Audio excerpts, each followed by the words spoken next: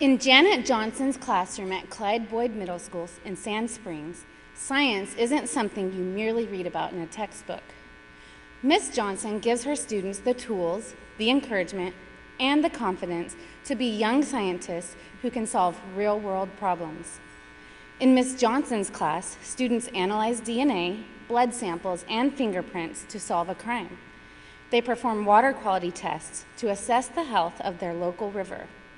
They design therapeutic learning toys to help children with disabilities.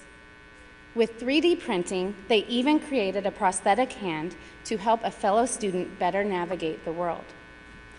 Outside of her classroom, Janet shares her love of science as the sponsor of the After School STEM Club and organizes an annual trip to the Florida Everglades to teach students about conservation and ecology. Janet believes that students learn best when learning is authentic and meaningful. Many of her students have been inspired to pursue majors and careers in science.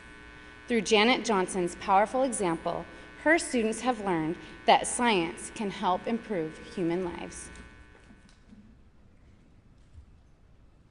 Middle school science is the first time they really get to have a class that is just set for science. You're going to dust for fingerprints, you'll lift it, and you're going to put it on a fingerprint card.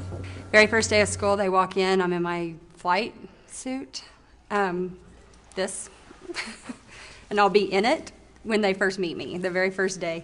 And then I give them different problems to solve. One of them is a crime scene, and it teaches you how to solve problems based on the clues you were given. These kids are seeing how science applies to people and applies to the world around them, and understanding how that process works. Every year I take students on a science immersion trip to Florida. We do 5 days where it's science from the time they get up to the time they go to bed. It's changed a lot of lives of students thinking what they want to do. I know there's several students that now think they want to be a marine biologist because of that. It's really all about exposing the kids to other various parts of the world that we don't necessarily see day in and day out. I shared with them my life story, which was I basically grew up missing a hand. He kind of told us what he wanted to improve, and so we all designed one to help him improve, like trying to open a door or eat a taco. He put the hand on, and it was magical. He was so excited to get that hand. And then he turned around to a couple of his friends that were sitting there, and he said, "Look, guys, now I'm going to cry." He said, "Look, guys, now I'm just like you." And it was unbelievable. I didn't realize how big of an impact that would have on that high school boy.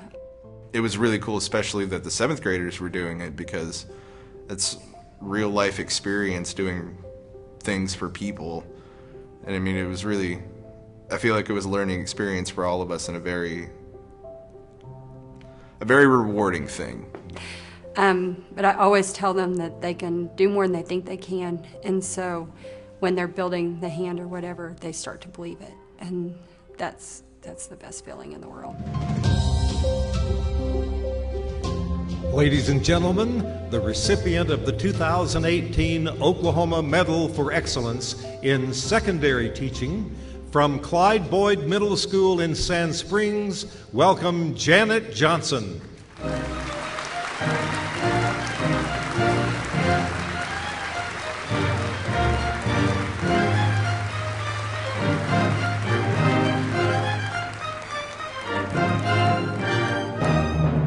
Good evening. My classroom is full of hope. I have great hope for my students' futures. I hope they know they can make a difference in the world. I hope they understand that science is a way to find solutions to problems, not just a subject to learn in school. I hope they remember how much I care for them, no matter who they are or where they come from. I hope they trust themselves to take the more challenging road. I hope that there is a small piece of me inside of them that encourages them to do more than they think they can. Although I am being recognized tonight for excellence in my field, I am no different than teachers in classrooms across this state. I believe there is a general assumption that great teachers are rare. I disagree. Great teachers are the majority in Oklahoma, not the minority. I am not an exception.